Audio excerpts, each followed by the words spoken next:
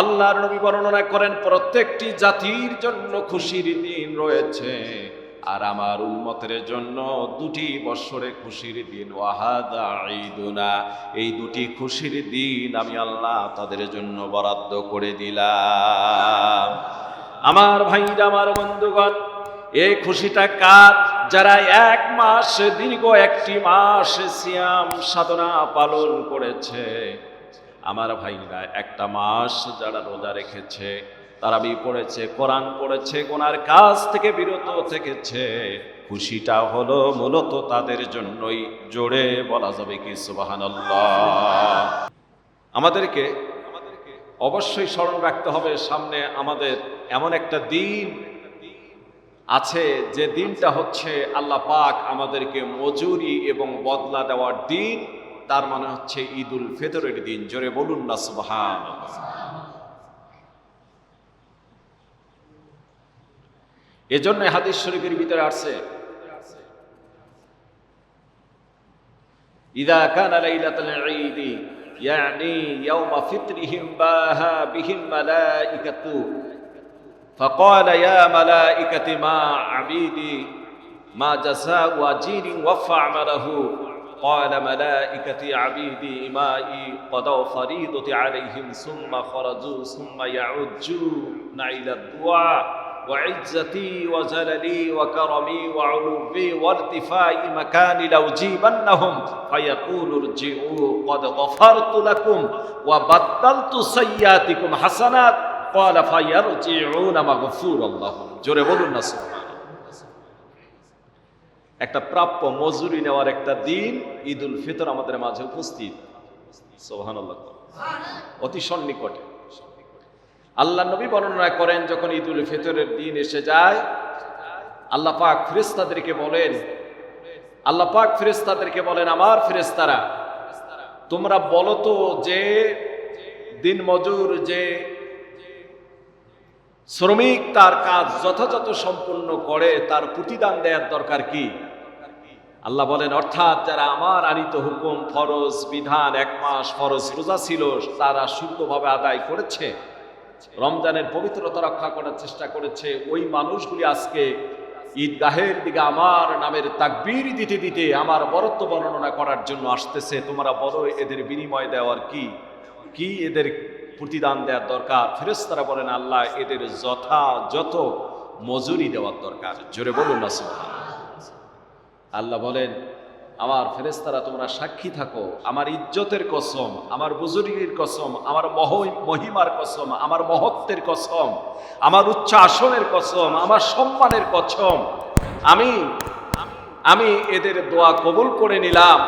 এরা যারা আজকে ঈদগাহে দোয়ার জন্য আসছে, এদের দোয়া আমি আল্লাহ কবুল করে নিলাম, এবং এদের জীবনের অতীত গুনাহ খাতাগুলি আমি মাফ করে দিলাম। শুধুই মাফ করলাম না, ওয়া বাদদালতু সাইয়্যাতিকুম হাসানাত, যে পরিমাণ তাদের জীবনে গুনাহ ছিল, ওই পরিমাণ নেকি আমি আল্লাহ ওদের আমলনামায় বরাদ্দ করে দিলাম। আল্লাহ বলেন, ক্বালা ফায়ারজিউনা মাগফুরাল্লাহু, তোমাদের মাফ করা হয়েছে, তোমরা এবার তাকবীর দিতে দিতেই আবার ঈদগাহ থেকে তোমরা আনন্দের সাথে বিদায় হয়ে যাও। জোরে বলুন না সুবহানাল্লাহ। সেই দিনটা আমাদের মাঝে উপস্থিত, অতি সন্নিকটে। আর এক দুদিন পরেই আমরা ঈদুল ফিতর পেতে যাচ্ছি, ঠিক কিনা বলেন? আর দুদিন পরে, 2 থেকে 3 দিন পরেই ঈদুল ফিতর আমরা পেতে যাচ্ছি। আমার ভাইরা, ঈদুল ফিতরের সম্পর্কে আজকে আপনাদের মাঝে সংক্ষিপ্ত আলোচনা পেশ করা হবে। ঈদুল ফিতরকে কেন ঈদুল ফিতর বলা হলো? আমার ভাইরা, আল্লাহর রাসূল সাল্লাল্লাহু আলাইহি ওয়াসাল্লাম হাদিস শরীফের ভিতরে বর্ণনা করেন, ইন্না লিকুল্লি কওমিন ঈদান ওয়া হাযা ঈদুনা। জোরে বলুন সুবহানাল্লাহ। আল্লাহর নবী বর্ণনা করেন, প্রত্যেকটি জাতির জন্য খুশির দিন রয়েছে, আর আমার উম্মতের জন্য দুটি বৎসরে খুশির দিন। ওয়া হাযা ঈদুনা, এই দুটি খুশির দিন আমি আল্লাহ তাদের জন্য বরাদ্দ করে দিলাম। আমার ভাইরা, আমার বন্ধুগণ, এই খুশিটা কার? যারা এক মাস, দীর্ঘ একটি মাস সিয়াম সাধনা পালন করেছে। আমার ভাইরা, একটা মাস যারা রোজা রেখেছে, তারাবি পড়েছে, কোরআন পড়েছে, গুনার কাজ থেকে বিরত থেকেছে, খুশিটা হলো মূলত তাদের জন্যই। জোরে বলা যাবে কি সুবহানাল্লাহ?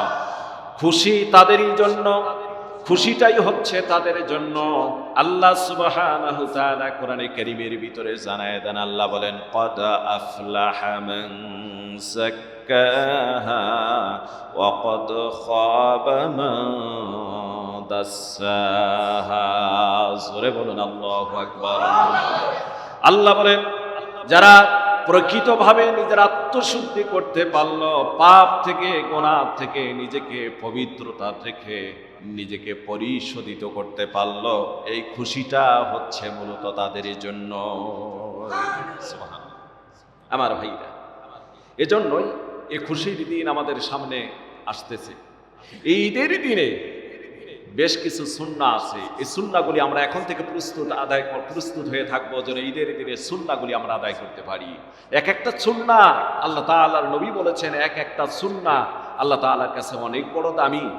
এই জন্য ঈদের দিনে সুন্নাহগুলি আমরা খেয়াল করব, আলোচনা হচ্ছে, এগুলি আমরা আদায় করার চেষ্টা করবো ইনশাআল্লাহ। বলেন ইনশাআল্লাহ।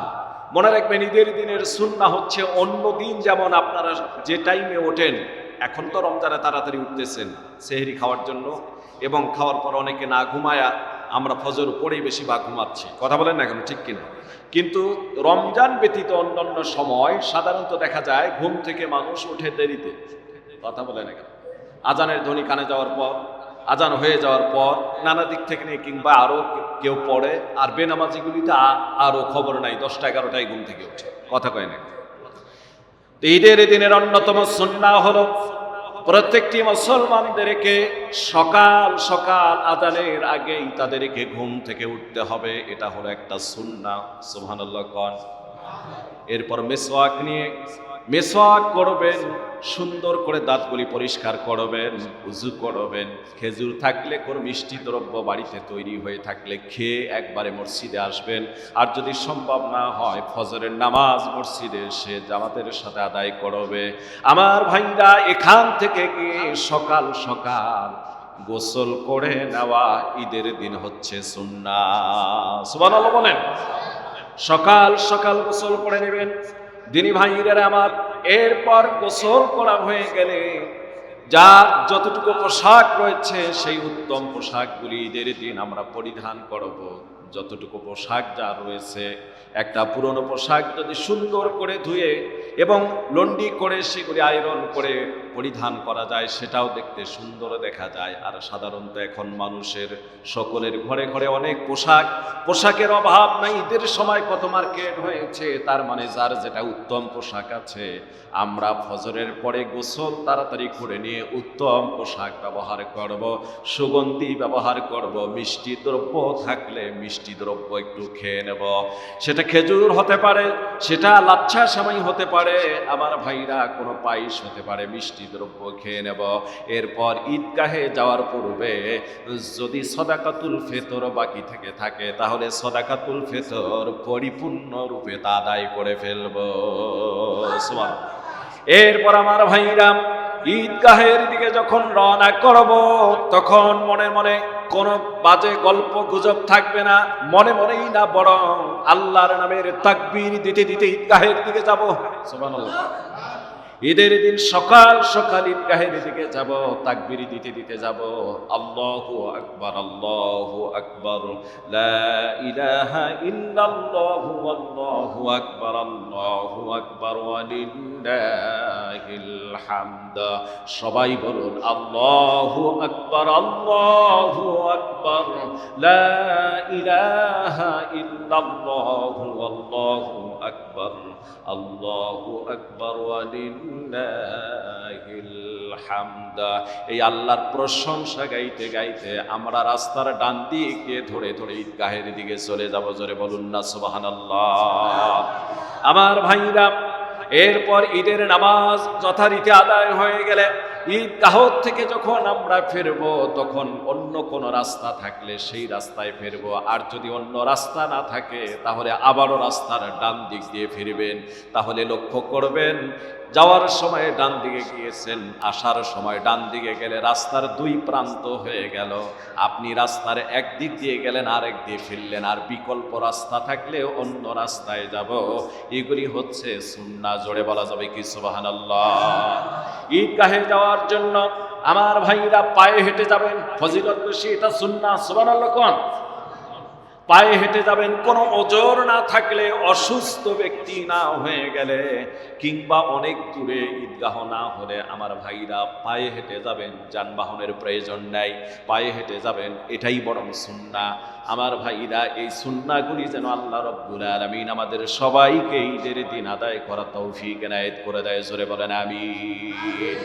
দিনী ভাইদের আমার, কিন্তু বড় আফসোসের বিষয়, যেদিন আমাদের ফলাফল নেওয়ার কথা, যেদিন মজুরি নেওয়ার কথা, যেদিন বদলা নেওয়ার কথা, বড় আফসোসে জাতির লোকদের জন্য, ওই দিন ওরা ঈদগাহে যায় এমন কিছু সময়ের ভিতরে যখন ইমাম সাহেব নামাজে দাঁড়াবে, কেউ তাকবীরুল্লাহ পায় না, কেউ আবার দেখা যায় এক রাকাত পায় না, কেউ আবার বয়ান পায় না, একেবারে টাইম বাড়িয়ে দিতে হয়। আমি মনে করব এগুলি সব কপাল পোড়া।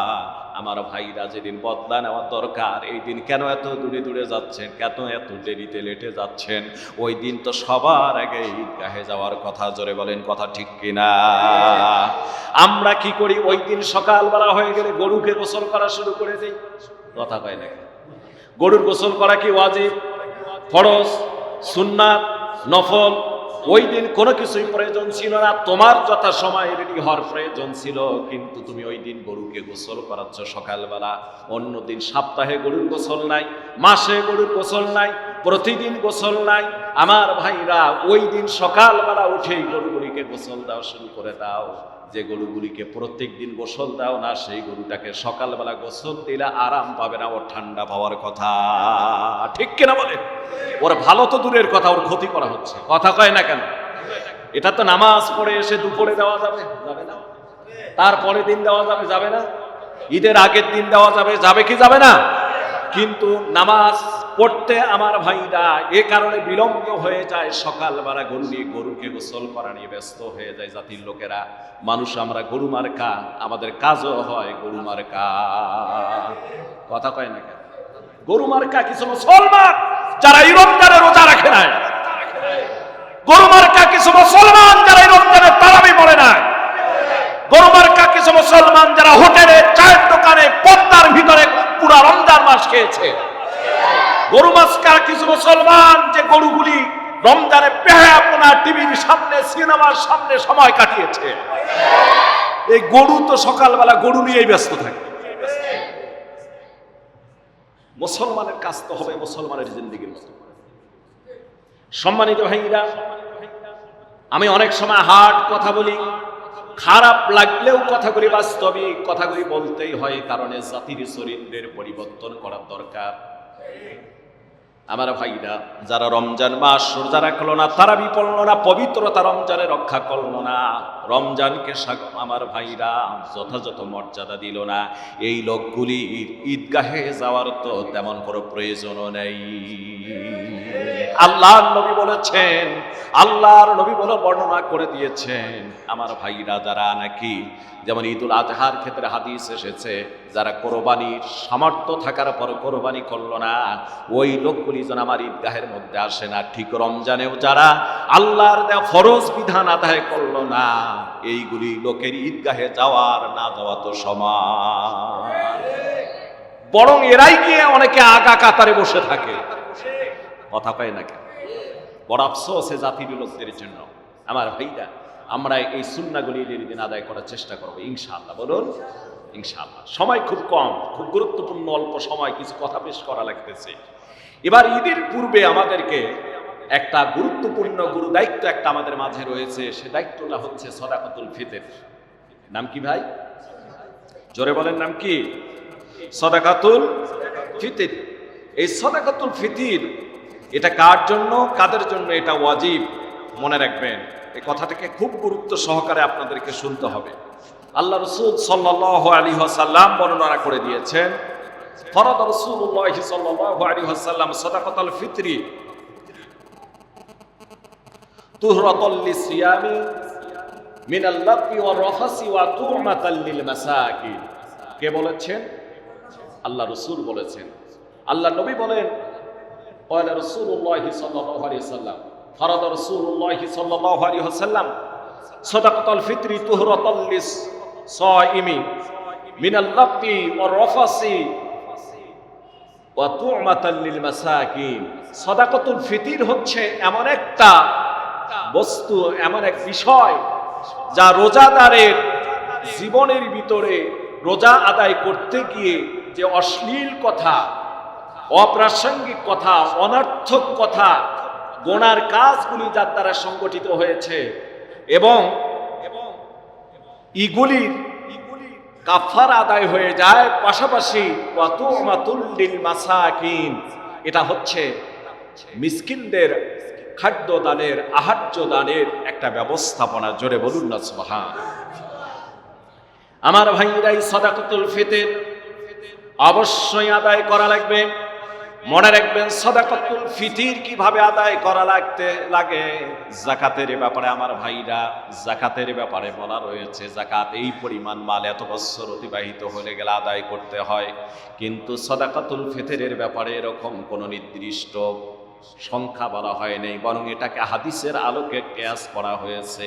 কি পরিমাণ কিয়াস করা হয়েছে আমার ভাইরা, ইমাম আযম আবু হানিফা রাহমাতুল্লাহ আলাইহি সহ অসংখ্য ইমামদের মতে হচ্ছে ঈদের দিন, আমার ভাইরা, ঈদের দিন যদি কোনো মানুষের ব্যাংক ব্যালেন্স, কোনো মানুষের অর্থ, কোনো মানুষের স্বর্ণ, কোনো মানুষের টাকা পয়সা এই পরিমাণ পর্যন্ত থেকে যায়, সেটা হচ্ছে 7.5 তোলা স্বর্ণ অথবা 52.5 তোলা রূপা। এই পরিমাণ সম্পদ যদি ঈদের দিন ঋণমুক্ত ভাবে একটা পরিবারের বাড়িতে থেকে যায়, তাহলে ওই লোকটার উপর সাদাকাতুল ফিতর ওয়াজিব। জোরে বলা যাবে কি সুবহানাল্লাহ।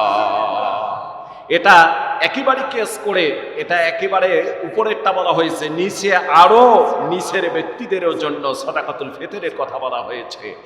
ইমাম শাফির মতে, যার বাড়িতে ঈদের দিনের পরের দিনও একদিনের খাবার মজুদ আছে, মজুদের পরেও যদি তার বাড়িতে আরো কিছু খাদ্য থাকে, সেও যেন সাদাকাতুল ফিতর আদায় করে। সুবহানাল্লাহ। দেখেন কত গুরুত্বপূর্ণ কথা। ঈদের দিনের পরের একদিনের খাবার মজুদ থাকার পরও অবশিষ্ট খাবার যদি থাকে, তার থেকে যেন সে সাদাকাতুল ফিতর আদায় করে। কেন? সাদাকাতুল ফিতর হচ্ছে 1 কেজি 62 গ্রাম, গ্রাম অনুযায়ী, কেজির গ্রাম অনুযায়ী এই পরিমাণ খাদ্য আল্লাহ রাস্তায় দান করে দেওয়া। সুবহানাল্লাহ। 1.2 সের যেটাকে বলা হয়, বা 1.2 কেজি আমরা যদি বলি। আমার ভাইরা, এবার আসুন, এই সাদাকাতুল ফিতর কাদের উপর ওয়াজিব তা তো বললাম, কিন্তু এই সাদাকাতুল ফিতর এটা আমার ভাইরা কি দিয়ে আদায় করবেন? আমরা মুসলমান, সুবিধাবাদ জিন্দাবাদ। জোরে কোন কথা ঠিক কিনা? সুবিধাবাদ জিন্দাবাদ। আমার ভাইরা, কিছু মুসলমান আছে বেতের নামাজ পড়ে 1 রাকাত, কথা কয় না কে? বেতের নামাজ 1 রাকাত পড়লে যে হবে না এ কথা আমি বলবো না, হবে। কিন্তু আমার ভাইরা, বেতির শব্দের অর্থ হলো বেজর, বেতের শব্দের অর্থ হচ্ছে বেজর। বেজর তো 3 রাকাত। তুমি সব সময় কন্টিনিউ কেন 1 রাকাত পড়ো? তুমি বড় সুবিধাবাদ জিন্দাবাদ, কথা কয় না কে? আমার ভাইরা, এজন্যই বলবো, বিতির যেমন বেজর 3 রাকাত পড়া যাবে, আবার 1 রাকাতও যারা পড়েন একেবারে উড়িয়ে দেওয়া যাবে না, নামাজ হবে, কিন্তু কন্টিনিউ এটা করা ঠিক হবে না। আমার ভাইরা, আমি যে জিনিসটা আপনাদেরকে বুঝাতে চাই সেটাই বোঝেন। নবীজি সাদাকাতুল ফিতর আদায় করতেন কিসমিস দিয়ে, কখনো খেজুর দিয়ে, কখনো গম দিয়ে, এইভাবে সাদাকাতুল ফিতর আদায় করতেন। এবার আপনাকে বলবো, কিসমিসের দাম আর গমের দাম কি সমান হবে? জোরে বলেন, সমান হবে? আপনি সামর্থ্যবান একজন মানুষ, আল্লাহ সম্পদ দিয়েছে, সারা জীবন গমের টাকা দিয়ে, বাংলাদেশ চাউলের হিসাব করে তুমি টাকা দিলে, তুমি আল্লাহর প্রিয় হতে পারলে না। তোমার তো সামর্থ্য রয়েছে, তুমি ওই 1.2 কেজি খেজুরের টাকা দাও, মাঝে মাঝে কোনো বছর 1.2 কেজি কিসমিসের টাকা তুমি সাদাকাতুল ফিতর একটা সদকার বিনিময়ে তুমি দিয়ে দাও। সুবহানাল্লাহ। কোন কেন?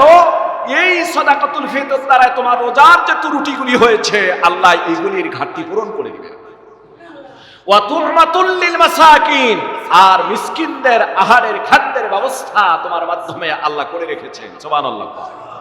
এবার তুমি সারা জীবনেই সর্বনিম্ন এই ফিতরাটা দিয়ে আসলে, কেন তোমার কি একবারও মন চায় না আমি একবার উচ্চটা দিয়ে দেই? তার মানে কি দুনিয়া ধরে মরেছে? কথা বলেন নাকি?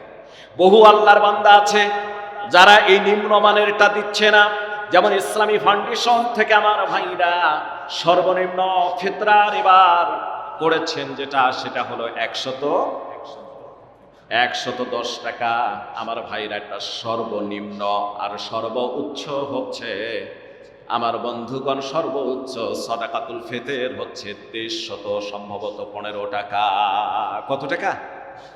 তাহলে একটা মানুষ যদি সামর্থ্য থাকে সে 2315 টাকা এইভাবে যদি গরিবের মাঝে বিলিয়ে দেয়, ওই দিন মিসকিনদের আহারের ব্যবস্থা হবে কি হবে না? অন্তত আল্লাহ চান যে ঈদের দিন, আনন্দের দিন, খুশির দিন, এটা যেন সবাই ভাগাভাগি করে আমরা আনন্দ করতে পারি। জোরে বলুন না সুবহানাল্লাহ। ওয়া তু'মাতুল লিল মাসাকিন, এটা মিসকিনদের জন্য খাবারের ব্যবস্থাপনা হয়ে যায়। কিন্তু আফসোসের বিষয়, এই সাদাকাতুল ফিতর আমরা সেভাবে আদায় করতে পারতেছি না। এজন্য আমার ভাইরা এটা অবশ্যই আদায় করবেন। এজন্য আমার ভাইরা বেশিটাই আদায় করার চেষ্টা করবেন যাদের সামর্থ্য রয়েছে। এবার বলবেন হুজুর সাদাকাতুল ফিতর কারা কারা আদায় করবে? মনে রাখবেন ঈদুল ফিতরের দিনও যদি সবেহে সাদেকের সময়, তারপরেও ঈদগাহে যাওয়ার আগেও যদি কোনো সন্তানের জন্ম হয়ে যায়, তাহলে ওই সন্তানটার, ওই বাচ্চাটার জন্য সাদাকাতুল ফিতর আদায় করা লাগবে। বুঝাতে পারলাম? তবে মাসালার বিষয় হচ্ছে, আপনার স্ত্রী যদি সম্পদের মালিক হয়, থাকে না অনেকের স্ত্রী টাকা পয়সা, কথা বলেন না কেন? আপনার স্ত্রী যদি সম্পদের মালিক হয়, আপনার উপযুক্ত সন্তান তারা যদি সম্পদের মালিক হয়ে যায়, আপনার বাড়িতে চাকর নকর ওরাও যদি সম্পদের মালিক হয়ে যায়, তাহলে এদের পক্ষ থেকে আপনার সাদাকাতুল ফিতর আদায় করা আপনার জন্য ওয়াজিব না, ওদেরটা ওরা নিজেরাই করবে। তবে পরিবারের কর্তা হওয়ার কারণে যদি সবারগুলি আপনি আদায় করে দেন, তাহলে আদায় হয়ে যাবে। সুবহানাল্লাহ। কথা বুঝাতে পারলাম আপনার?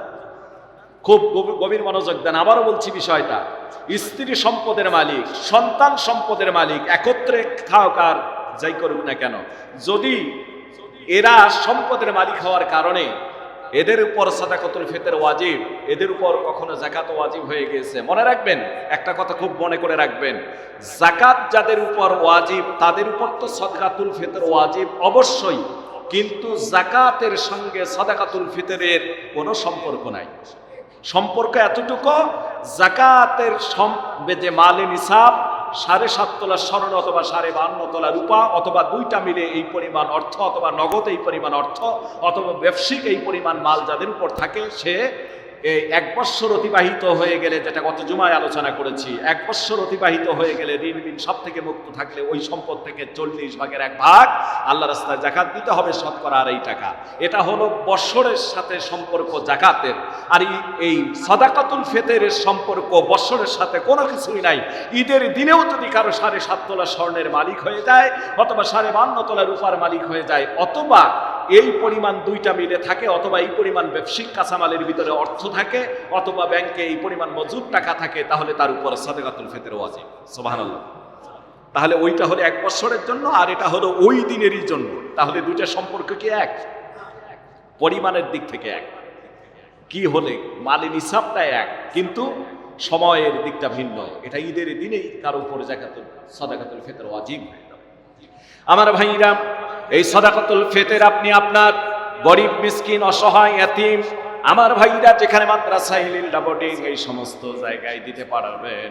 তবে মনে রাখবেন, নিকটতম আত্মীয় স্বজনকে আগে আদায় করবেন, এরপর বাকিদের দিবেন। যেমন সাদাকাতুল ফিতর একটা মানুষকে একাধিক সাদাকাতুল ফিতর দেওয়া যায়, ঠিক আমার ভাইরা ভেঙ্গে ভেঙ্গেও দেওয়া যায়। তবে আপনাকে অবশ্যই চিন্তা করার দরকার, আমি যে লোকটাকে দেব অন্তত তার জন্য সামান্যতম কিছু কাজে লেগে যায়, এতটা ভাঙার চেষ্টা করবেন না। একটা সাদাকাতুল ফিতর একা একজনের দিলে বরং কিছুটা উপকৃত হয়, ঠিক কিনা? আবার ওইটা 10 100 জন মানুষকে দিয়েছেন, আপনার আদায় হবে হয়তো, কিন্তু ওই 10 টাকা দিয়ে তার কি হবে? কথা পায় না। এজন্য এগুলিকে আপনারা খুব খেয়াল করবেন। আল্লাহ আমাদেরকে তৌফিক এনায়েত করে দেখ, বলো না আমিন। আর জোরে বলেন আমিন।